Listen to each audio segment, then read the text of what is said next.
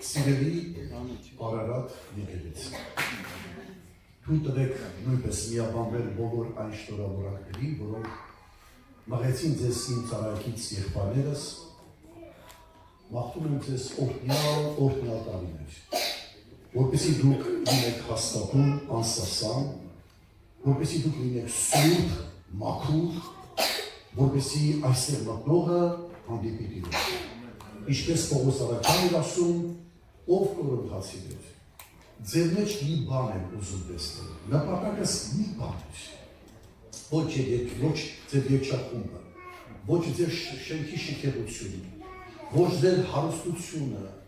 օրհնյալ եք թողել բոլորը լինի, բայց մի բան էի դրել մտքիս մեջ, միակ բանը, որ ձեր մեջ տեսնեի, Հիսուս Քրիստոսի, այլ խաչը բացածած։ Եթե Քրիստոսի խաչը կա որևէ եկեղեցում, այնտեղ հույս կա, այնտեղ փրկություն կա, այնտեղ կյանք կա։ Եթե Քրիստոսի խաչը չկա,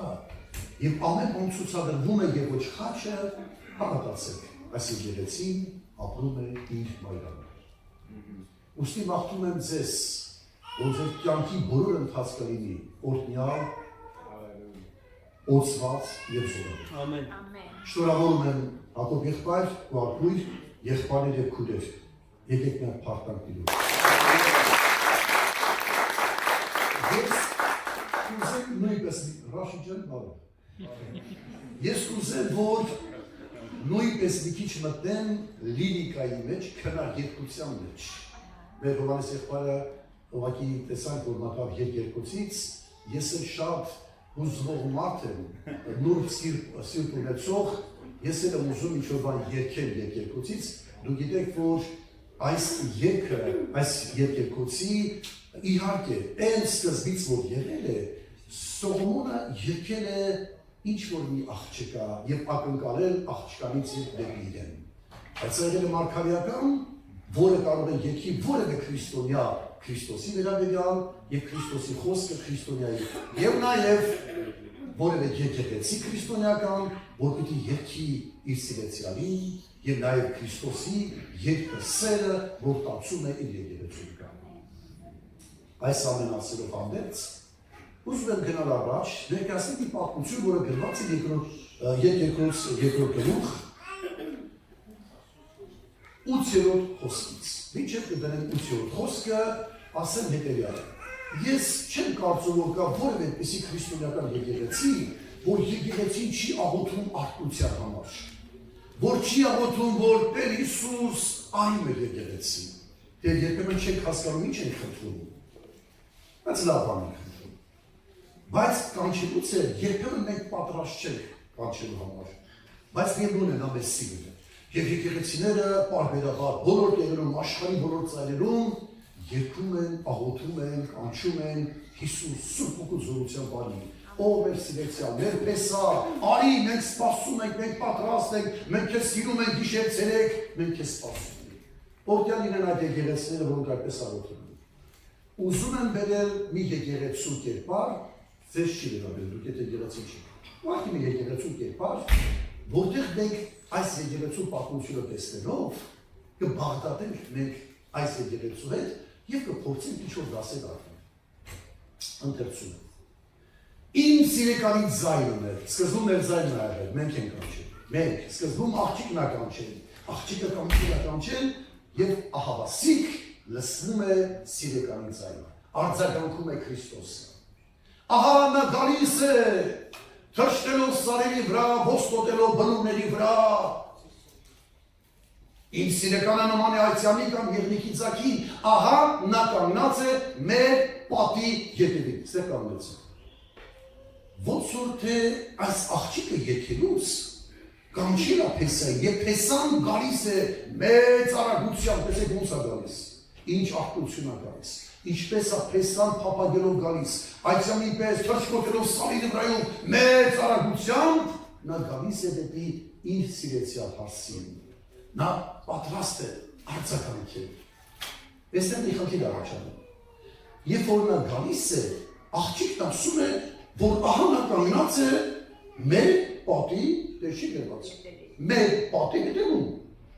Փաստորեն ինչ-որ պատ կա, ինչ որ անջր պետք է Փեսայի եւ հարսի միջև, բայց դա Փեսայի պատը չի։ Դա Փեսան չի հաստատել այդ պատը։ Պատ կա, որը մեր պատը։ Սրանց հետևություն ենք անում, որտեղ շարունակության մեջ խնդրեմ շարունակությունը այնտեղ տեսեք ինչ է գրված։ Հաջորդ համար։ Իմ սիրեկանը պատասխանեց եւ ասեց ինձ. «Վեր կացող ընկերուհիս ով գեղեցիկս ու արի ու եկ»։ Հետո որտեղ հազարներն անցել է, բայց դե վեր վանգակներ կան, բայց շատ անցել է։ Այդ համարի մեջ է, դրա վեր է բարձած։ Ինի մեջ է, թե ութի մեջ է։ Այո։ Դիտում է Ահանականացի մեր պատի հետևին, դիտում է պատուհաններից եւ զննում է վանդակներից։ Այսինքն, սկսում ենք հասկանալ, որ հարսը գտնվում է ինչ-որ մի փակ տան մեջ։ Այդ տունը ունի պատ, դե բնականաբար տուն է ուրեմն, ունի վանդակապատված է պատուհաներին, վանդակներով երկաթյա, սկսում ենք կռահել, որ ինչ-որ տան մեջ է գտնվում հարսը։ Ի հեճուկս Փեսայի, որ ամբողջությամբ գալիս է մեծ թափով, իսկ հարսը կանչելով Փեսային գտնվում է փակ տարածքում։ Պատ, պատուհաներն էլ փակված են, այո, վանդակապատ է։ Կարելի է հասկանալ, հարսը այնքան զգուշ է, մասնավորապես մեր ժամանակների եկեղեցիները, այնպես են փակվում, լավ է, որ պատուհանները փակված են, երկաթյա միգերով, որ հանկարծ գողը չնպտի,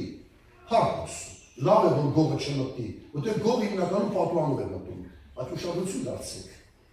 եկել է քո սիրեցյալը, եկել է Հիսուս, և գալով հանդերձ 17 խոսքում ինչ է ասում Փեսան, և որ նա գալիս է, նա չի ուզում մտնի քո տուն, ուշադրություն դարձեք, ես դեռ կարդում եմ, իմ սիրեկանը պատասխանեց և ասեց ինձ, վեր կաց, ով ընկերուհիս, ով գեղեցիկս ու արի եկ, նա չի ուզում մտնել քո վիճակի մեջ, նա ուզում է քեզ քո սահմանափակ տնից, վանդակապատ պատուհաններից, նա ուզում է քեզ դուրս անի, ուշադրություն, չի ասում բացիր գամ, ասում է դուրս արի, եկ սիրելիս, ինչ-որ բան սրան ես ուշում։ Այս աղջիկը չեն ուզում դուրս գան։ Ըստ երևույթին այս աղջիկը երկար ժամանակ դուրս չի եկել։ Գուցե մի քանի ամիս, գուցե մի տարի, գուցե 2 տարի, բայց փաստը հետևյալն է։ Այս աղջիկա համոզման նա համոզված է, որ դրսում ձմեռ է։ Դրսում փոթորիկ է։ Անձրևներ, սարսափելի վիճակ, արտությունը, տաքությունը, սերը, քրիստոնեությունը իր տան սահմանների մեջ։ Դրամով նա դուրս չի գալիս։ Նա համոզված է, որ ինչ որ կա Քրիստոսում, դա իր տան սահմանների մեջ է։ Եվ ոչ դրսում, որտեղ 11 խոսքում։ Որովհետև ահազներն անցել է, ասում է Փեսան, փաստորեն այս աղջիկը տեղյակ չի, որ ձմեռ անցել է։ Դուք պատկերացնում եք, տեղյակ չի, որ ձմեռ անցել է։ Աղջիկա համար հայտնություն պիտի լինի, որ աղջիկ ջան, եկեղեցի ձմեռը վաղուց անցել է։ Անձրևը անցել գնացել է եւ շարունակության մեջ ծաղիկները երևում են տափի վրա, երգելու ժամանակը հասել է կատարակի ձայնը լսվում է մեր երկրում, փաստորեն արթնությունը ով եկեղեցի, ոնց որ թե քո եկեղեցու մեջ չի, քո սահմանների մեջ չի, քո ընկալումների, քո կրոնական սահմանազատումների մեջ, եկեղեցական սովորույթների մեջ, ծիսական արարողությունների մեջ, մենք սահմանափակված ենք, սա է քրիստոնեությունը, բայց սահմանավորեն հայտնվում է Փեսան և ասում է, դու խաբված ես, սիրելիս, խաբված ես։ Ես խոսում եմ դրական այն սահմանների մասին, որ Տեր ասում ես դուրս անի։ Սահմաններ կամ չի կարելի խաբվել։ Օրինակ, խորհուրդ չեմ տա Հայաստանում որևէ մեկը փորձի սահմանը հատել մտնել Ադրբեջան։ Խորհուրդ չեմ տա։ Դիմադրություն կա։ Բայց կան սահմաններ, որ Աստված ուզում է, որ դու ընդարձակ ես, ինչպես եղբայրս ասեց քիչ առաջ, որ ձեր սահմանները, չվաները տարածվի, կան սահմաններ, որտեղ Աստված մեր չափ չի։ Նրա տարածությունը, ընկալումները, խորությունները մեր խորությունների չափ չեն, նրա խորությունները անհատակ են։ Նրա սիրո բարձրությունը, խորությունը, լայնությունը, երկարությունը ով կարող է չափել։ Մենք գործ ունենք, այդպիսի ասում ենք, մեր սահմանափակ ընկալումներով փորձում ենք Աստծուն սահմանափակել մեր սահմանների մեջ։ Ահավասիկ ասում է, դուրս արի, բաղուց ձմերը պրծել է, քանձերները գնացել են, լսիր, արդեն ծաղկում է ամեն բան, շարունակությունը 13-ի մեջ։ Թզերին հասնում էին պտուղները, արդեն թզերին պտուղ է տալիս։ Եվ ծաղկած որդերը հոտ են բուրում, վեր կաց ով ընկերուհիս, ով գեղեցիկս իմ ու արի եկ։ Ույս ենք տացում, որ այս աղջիկը իհարկե այս սքանչելի երկից հետո սքանչելի սերենադա է երկում հեսան պահմանի սերենադա, սա երկ է։ Եկելականում են, ինչպես մեր ժամանակներում արդի կամ չէ սիրարված տաղայա գալիս է, չգիտի ոնց կանչի տաղջկան, այդ խմբով գալիս է սկսում է պատիեսանից սերենադա երկի պատուանից նայմաբերերից վադակապատ պատուանից դուրս արի։ Սերը ներքևում է, ես քեզ սիրում եմ դուրս արի, փերանք ման գան, քեզ տանեմ գեղեցիկ դաշներով։ Սա քնար երկություն է, բայց սա սուրբ հոգուց եղած մարգարեություն է բոլոր դարերի մեջ, բոլոր եկեղեցիների հետ։ Ես մաղթում եմ ձեզ, սերի եկեղեցի, որ դուք հասնեք, որ Աստծո փառքը ամենուր է։ Եսայան, երբ որ տեսավ Տիրոջը, նստածին առած ատորին, և սերոբերները, որ երգում էին, սերոբերներն ասում են, նախ քղանց կլցել էր տաճար Տիրոջ։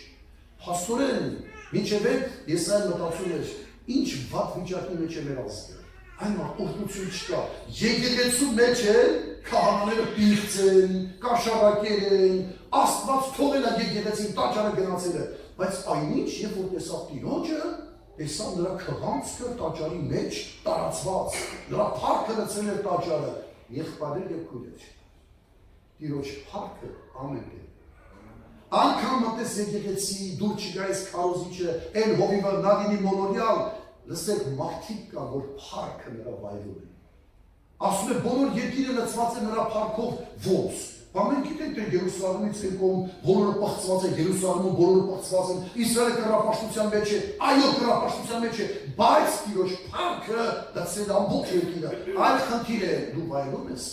դու ուզում ես մտնել դրա մեջ, դու փափագում ես, թե ոչ, դա արդեն քո խնդիրն է։ Տիրոջ փառքը ամենուր է։ Թե դուք ասես կյանք չկա այստեղ, Եվրոպայում ասվնասված պաշտություն չկա, այլևս եկեղեցիները, կաթոլիկ եկեղեցիները տրվել են անառակության, եկեղեցիները վարձով են տվել, չգիտեմ, ռեստորաններ են շինել, անառականություններ են շինել, լսեք, անկախ ամեն ինչից, Տիրոջ փառքը ամեն է։ Լցված է ամբողջ երկիրը։ Մաղթում եմ բոլորիս, և ձեզ, և մեզ, և բոլոր մեր եղբայրներին, որպեսզի Տիրոջ փառքը վայելեն։ Սիրելիներ, Նեհեմիայի գիրք 3-րդ գլուխ 6-րդ խոսք։ Երբ որ Նեհեմիան գերությունից վերադարձավ, որպեսզի Երուսաղեմ քաղաքի պարիսպները և դռները բարձրացնի, որտեղ դուք գիտեք, որ Նաբուգոդոնոսոր թագավորի գալով Երուսաղեմը ավիրվեց և Իսրայելի Հուդայի ցեղը գնաց դեպի գերության 70 տարի։ Ահավասիկ վերադառնալուց Աստված ուղարկեց և այսպիսի բանով առաքելության, որ Երուսաղեմի պարիսպները և դռները պետք է բացատրվեն։ Այս պատմությունից, երբ որ սկսում են ակառուցել, տեսեք, ստեղ մի բան ենք ընթերցում։ Եվ Տերն ասաց ինձ, Հովսեի, այս երևն եք բացել, Նեհեմիա 3:6, և երբ որ նա սկսեց դռները կառուցել, դուք գիտեք դռները անուններ ունեին, հետաքրքիր է, օրինակ ոչխարած դուռ, ձկան դուռ, աղբյուրի դուռ, ձիերի դուռ, բանտի դուռ, դրանց մեջ կար նաև և հին դուրը նորոգեցին Փասեի որդի Հովյադան և այլն, կար նաև հին դուռ։ Այդ ժամանակ Նեհեմիայի ժամանակ 12 դուռ կար։ Երուսաղեմի ավիրված դռները այդ ժամանակ եղել էր 12։ Ուշադրություն դարձրեք հայտնության գրքին։ Եվ որ մենք ընթերցում ենք, մենք տեսնում ենք, որ երկնային Երուսաղեմը նույնպես ուներ 12 դուռ։ Մեկտեղ ասում է, որ այդ դռները մարգարթյա, մարգարիտի դռներ էին։ Ամեն մեկը տարբեր գույնով երանգով։ Թերևս այդ երանգները բնորոշում է քաղաքը ինչ-որ մի նոր ձևով։ Ուրեմն երկրավոր Երուսաղեմը երկնային Երուսաղեմի շուքն էր, օրինակը, ինչպես երկրավոր խորանը երկնքի խորանի շուքն էր, ոչ թե բուն իրականություն։ Նա էր 12, սա էր 12 այդ ժամանակ։ Եվ այն դռները, որոնց անունները գրված էր, օրինակ համար ձկան դուռ, ինչի պատկերացնում։ Այդ դռից որ մտեիք, ինչի կհանդիպեիք, ինչ կտեսնեիք այդտեղ, ինչ է գրված ձկան դուռ, որտեղ ձկան շուկան էր։ Աղբի դուռ կար, մեծ հայտնություն չասեցի, եթե տեղից մտեիք, ինչ կնկատեիք, քաղաքի աղբ է տեղու ատարում թափվում։ Հասկանում եք, ամեն դուռը խոսում է և նկարագրում է քաղաքին իր բնորոշմանը։ Հիմա կար հին դուռ։ Ես ուզում եմ խոսել հին դռի մասին։ Ինչու հին։ Թերևս հին նշանակում է այս բոլոր դռներից հինը։ Թերևս նշանակում է առաջինը։ Առաջին դուռը։ Հետևաբար հարց է առաջանում։ Իսկ ինչով է պայմանավորված առաջինը, Երուսաղեմի այդ դուռը։ Դուք հիշում եք, երբ որ Դավիթը թագավոր դարձավ, և նա որոշեց, որպեսզի Աստծո ուրեմն տապանակը, Աստծո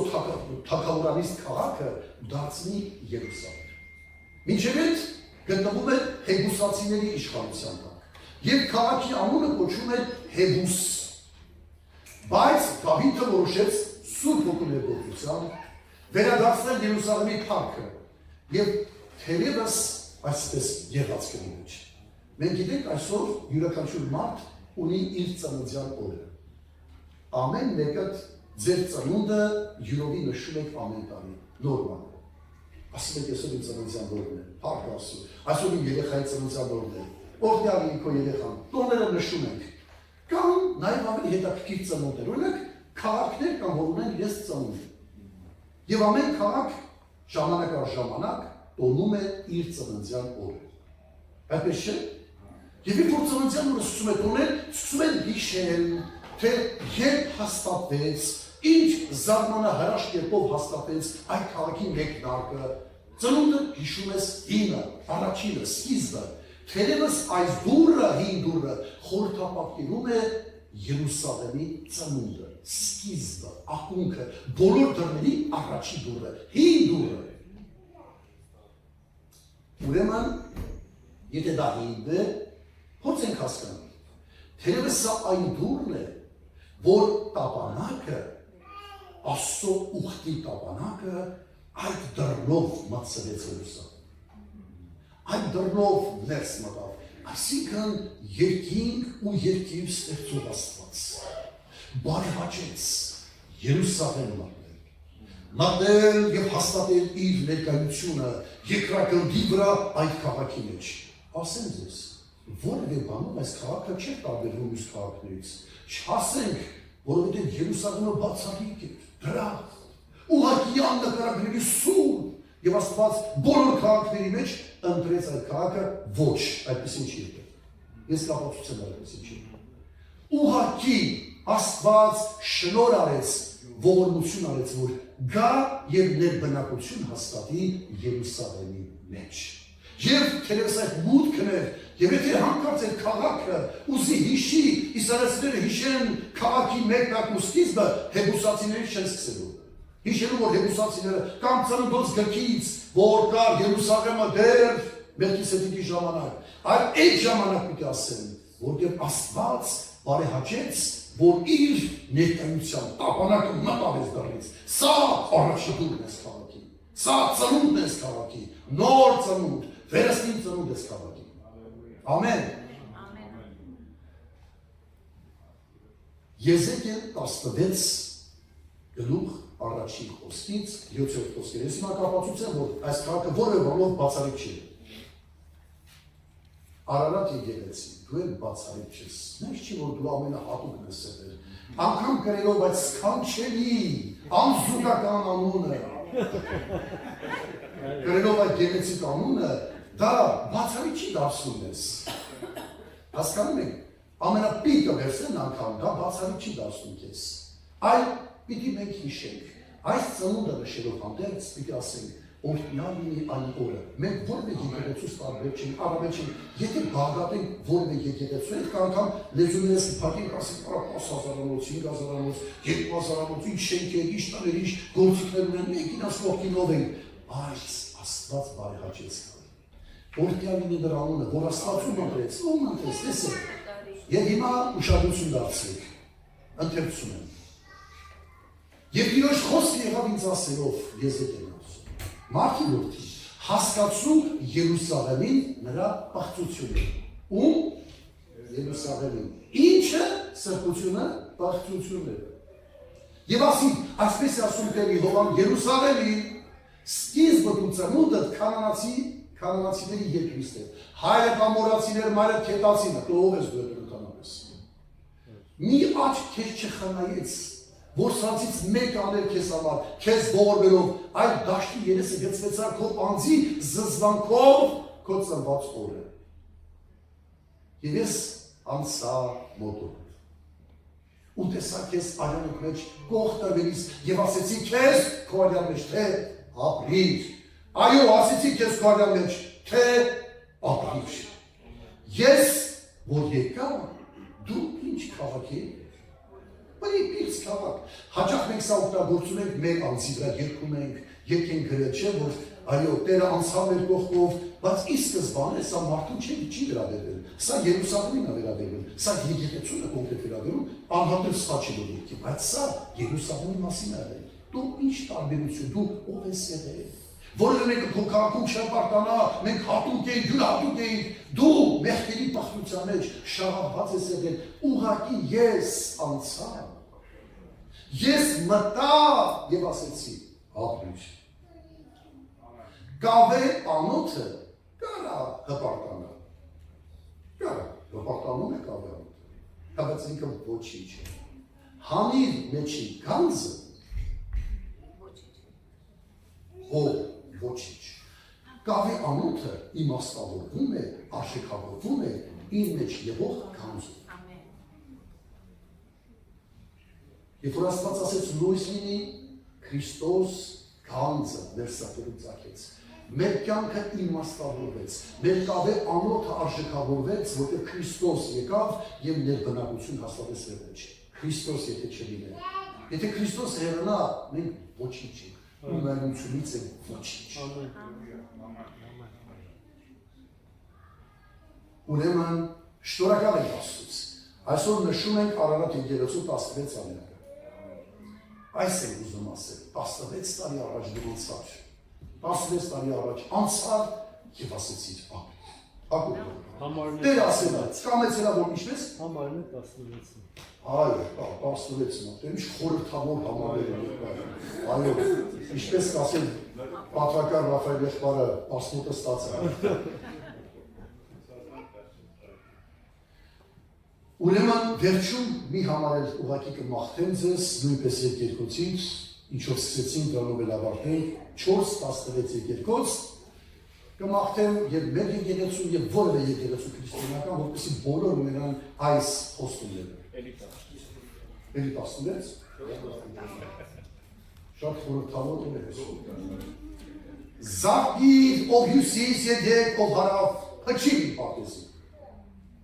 Պարտեզը եկեղեցին, Տերն ասում է,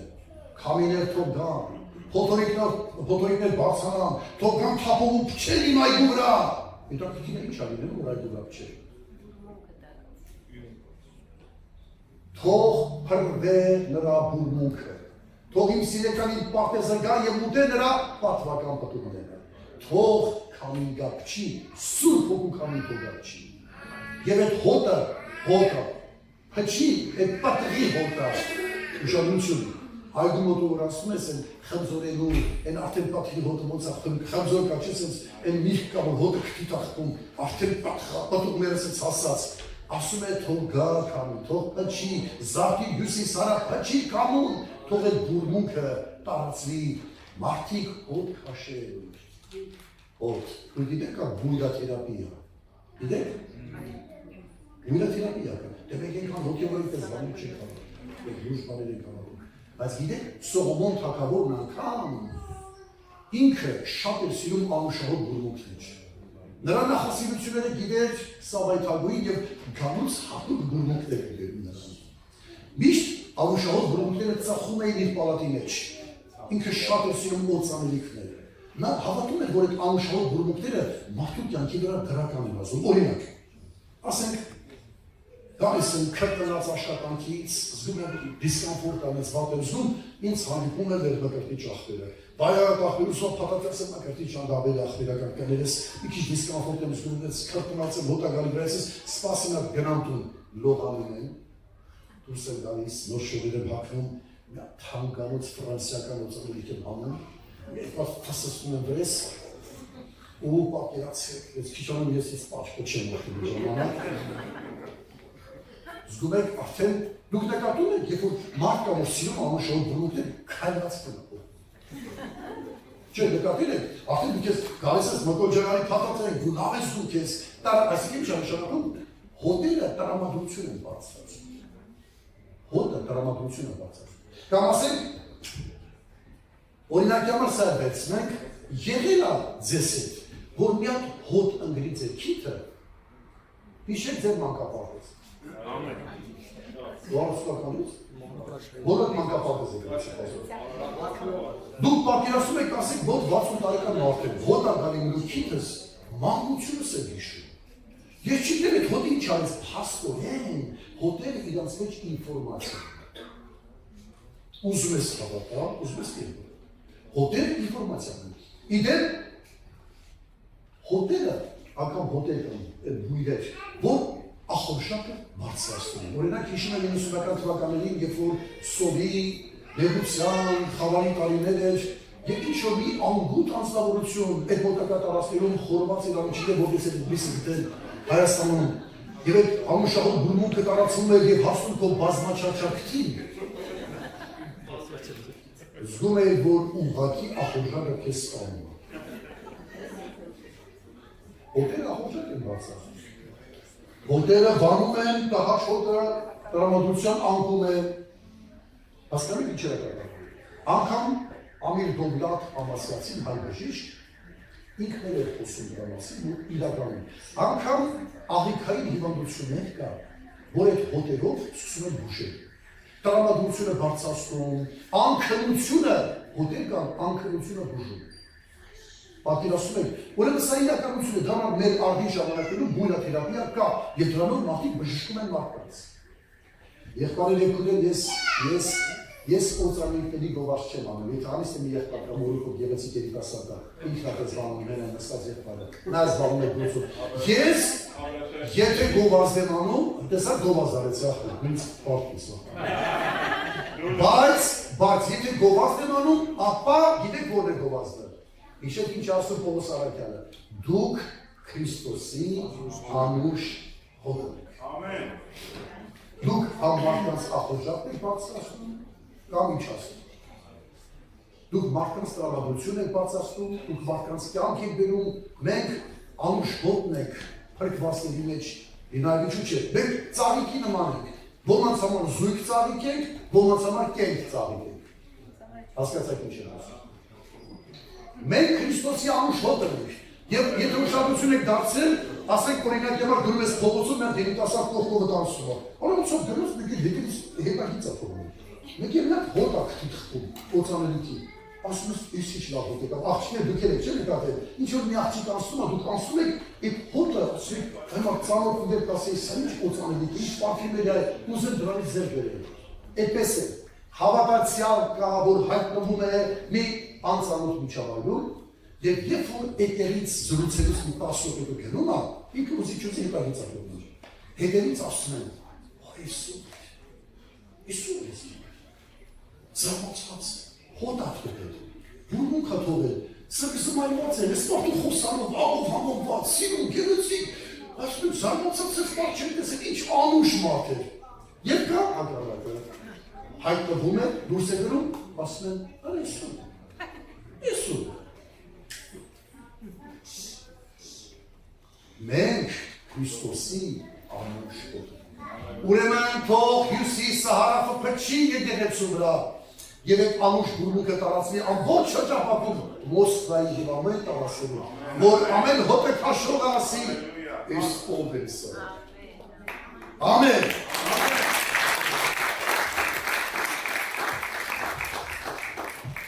Ես ուզեմ աղոթել ձեզ համար հարազատներ, որպես Արարատ, աղոթել Արարատ կգին։ Սրտանց, Արարատի երկրից եկած որպես մեկը, այս պային քարն էր եկած էլի։ Շնորհակալ եմ Աստծուց, շնորհակալ եմ Հակոբ եղբայր հրավերքի համար, շնորհակալ եմ, որ պատիվ ունեմ Թեսալոնիկ եղբայր եղբորստան ինչպես էր, Հովսեփ եղբայր ջան, Հովհաննես ջան, Ռաշիդ ջան, Աշոտ ջան, շատ ուրախ եմ ամեն համարի եղբայրս, հարկի ուժեք ես ամեն, եթե մեկին եմ նորացան ներող եղեք,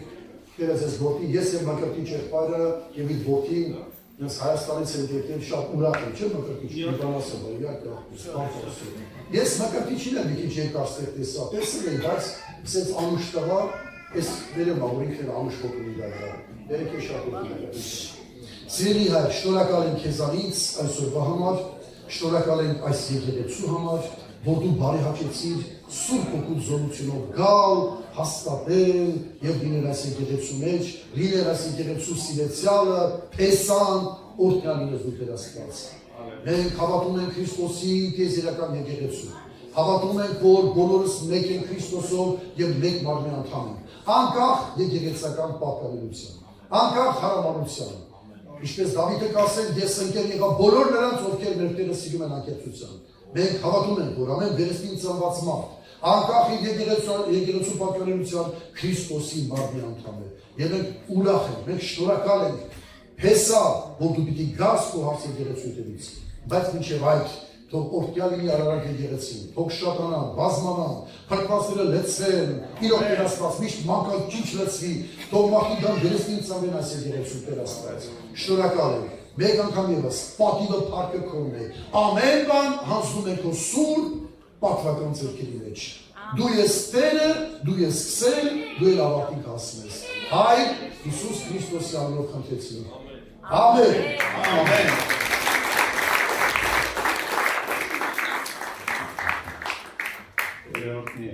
Արարատ եղբայր ջան, սիրել եմ մի քիչ կողքին տասը, մի քիչ էլ համբերի, տորթ են գծելու։ Խնդրեմ նստեք մի պահ, Արարատ եղբայր մի քիչ թույլ տուր, մի փոքրիկ ավելացնեմ, մի փոքր քո խոսքին, որովհետև ինձ համար դա կարևոր է, ես ինքնարս մենք դրա մասին խոսացենք, երբ որ մենք օծանելի գնում ենք, մենք գնում ենք այն ինչ որ մենք ենք հավանում, բայց իրականում օծանելիքի էֆեկտը զգում են ուրիշները։ Դու շատ շուտ կորցնում ես դրա էֆեկտի զգացմունքը, դու շատ շուտ կորցնում ես հոտի էֆեկտը, չէ՞, արագ ձևով ինքը ցնդում է քեզ համար, բայց ուրիշները շարունակում են զգալ։ Կարծում եմ, որ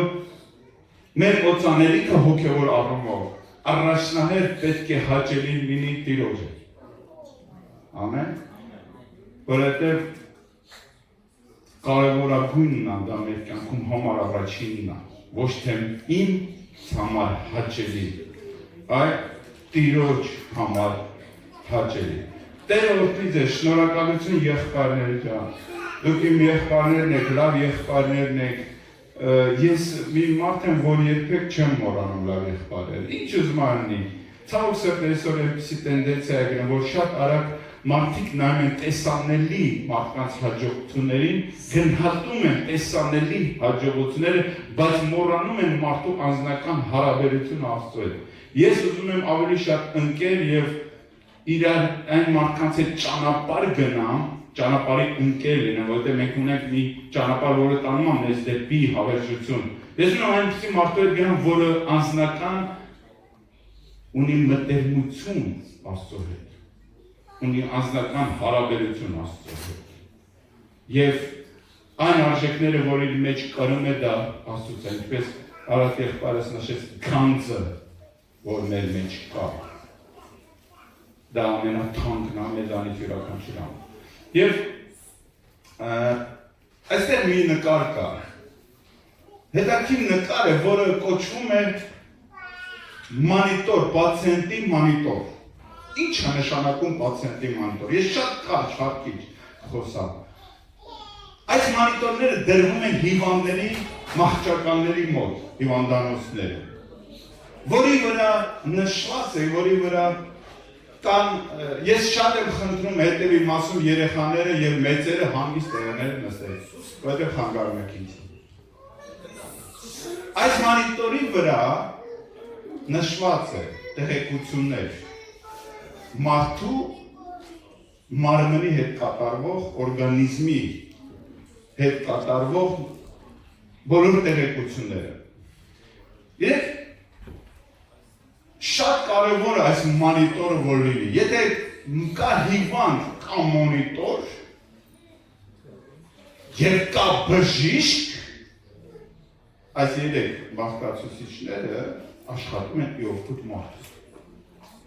Եթե լինի միայն հիվանդը առանց մոնիտորի, բայց բժիշկ, կարա բժիշկը որոշակի բաներ անի, բայց մոնիտորի միջոցով նա տեղեկացում է մարդու օրգանիզմի ամբողջ պրոցեսները, ինչպիսին են կատարում։ Եվ մենք տեսնում ենք այդ պրոցեսները նկարագրված են այսպիսի նշաններով, այսպիսի գծերով։ Եվ տեսնեք, երբ որ այդ գծերը ստաբիլ են, նույնն են, դա նորմալ է։ Եվ որ այդ գծերը տատանվում են, ասեք արանքում, երբ թե կինոներում եւ այլ տեղերում տեսել եք, երբ որ սկսում են արագ տատանումներ, նույնիսկ երկրաշարժների այդպիսի մոնիտորներ կան, որոնք ցույց տալիս սեյսմիկ կայունության մասին է, երբ որ սկսում այդ սրահները տատանվելը մեծ ամպլիտուդաներով եւ այլն, այդ ժամանակ հասկանում որ մի բան այն չի։ Ցավոք սրտի մեր քրիստոնյաներից որոշ մարդկանց մոնիտորների վրա նկատվում այդպիսի մեծ տատանումներ, ներքև վերև։ Եվ բայց Աստված ուզում է մեզանից ստաբիլություն, որ մեր մոնիտորները ստաբիլ լինեն։ Իհարկե, բժշկական տեսանկյունից այս ստաբիլությունը նորմալ է, բայց երբ որ պացիենտը մեռնում է, ասում եք մի հրաշալի դեր, եւ գնում է մի գիծ։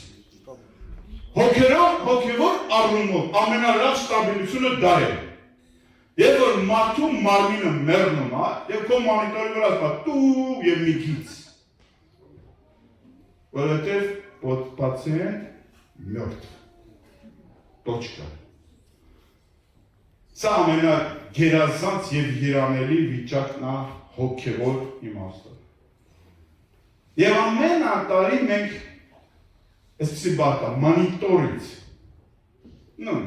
հետևել մեր վիճակները։ Եվ մեզ բոլորիս հիշեցեք, եթե հովիվը չկարողանա, եթե եղբայրը, տանը, քո հարազատները միշտ հիշեք, կա մի մոնիտոր, որը տիրոջ աչքերի առաջ գիշեր եւ ցերեկ է։ Եվ նա անընդհատ հետևում է։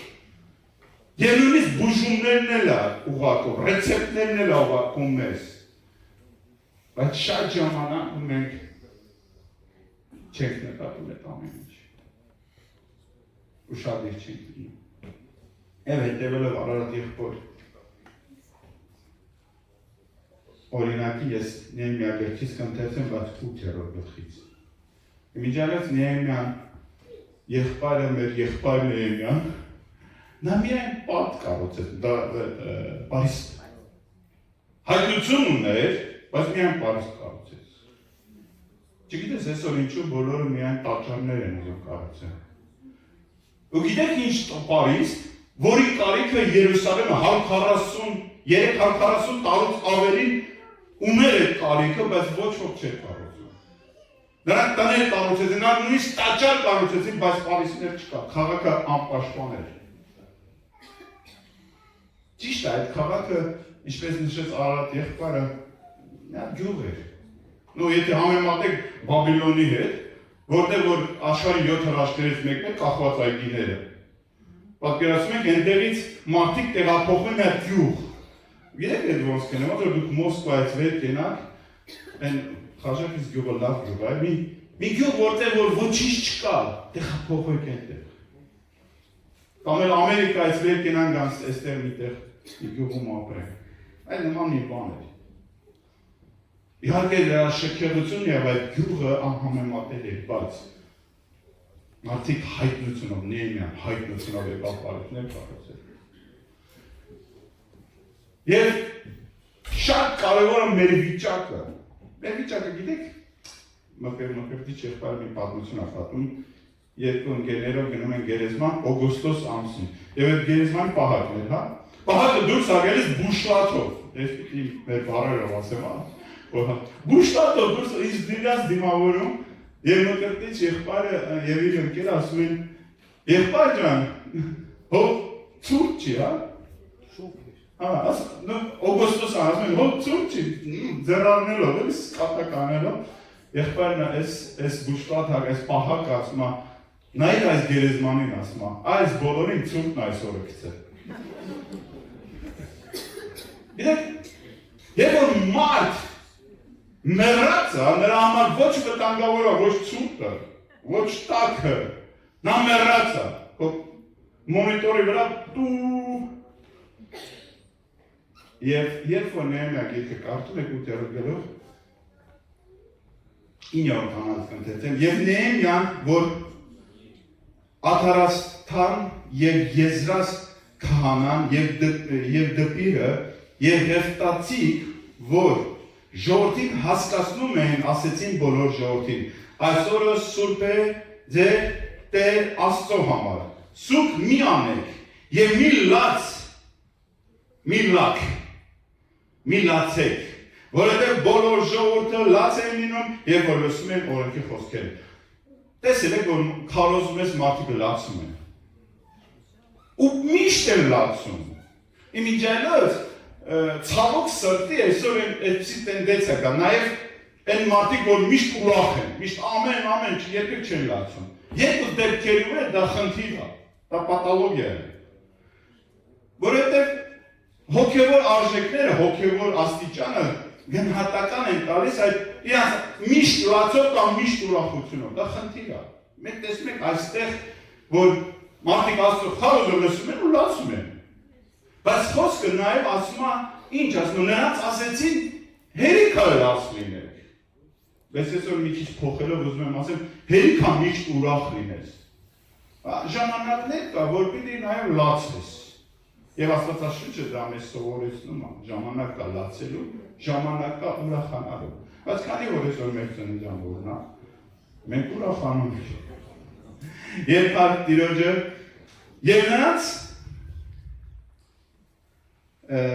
եւ նրանց ասեց, գնացեք պարարտ բաներ կերեք, ասինքն տորտ, համով բաներ, հա? Պարարտ բաներ կերեք եւ անուշ բաներ խմեցեք, թե սուրճ, եւ բաժիներ ուղարկեցեք պաստորաստությունը չունեցողներին։ Սերներ, սա միշտ ինձ համար շատ կարևոր մի մաս է։ Մի անգամ հեռուստացույցով տեսնում ենք հարսանիք։ Այս ընդհանուր աշխարհիկ հեռուստացույցը, ինկատորն այդ ծրագիրը, այդ ալիքը։ Ուղղակի ցույց են տալիս արտասահմանում չեմ հիշում, Մեքսիկայում, թե Պորտուգալիա, ինչ-որ միտեղ։ Հարսի շորերով մի աղջնակ եւ փեսայի շորերով մի տղա, երկու երիտասարդ կանգնած անտունների կերակրում են։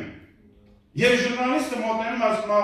հարց է տալիս, ասում է, ինչու ես տեսնում եմ, որ դուք այսօր ամուսնանում եք, տեսքը ցույց։ Ինչու եք դուք այսօր այստեղ կերակրում։ Եվ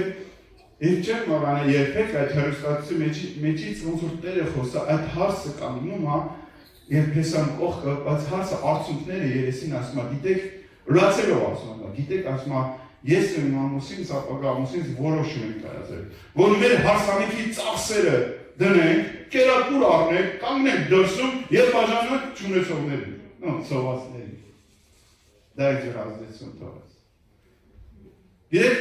շատ լավ է եղբայրներ, մենք որոշակի հաջողություններ ենք հասնում եւ այլն, ուտելիքներ ունենք, խմելիքներ, անուշ բաներ ուտում խմում ենք, բայց շատ լավ է, երբ որ մենք մտածում ենք նաեւ ուրիշների մասին, հոգտատար է։ Իհարկե, այս աշխարհը այսօր թելադրում է, որ միայն ինձ, ուրախի նման, հիշում եք հայկական խոսքը ասում է, ուրախի նման մի եղել, միայն ինձ, այլ սողոցի նման, մեկ ինձ, մեկ քեզ։ Սա իսկական հոգևոր բանաձև է, մեկ ինձ, մենք քեզ բոլորին հասանելի, բոլորին հասնողն ենք, բոլորին օգնողն ենք եւ Տիրոջ խոսքն ասում է պատրաստություն չունեցողներին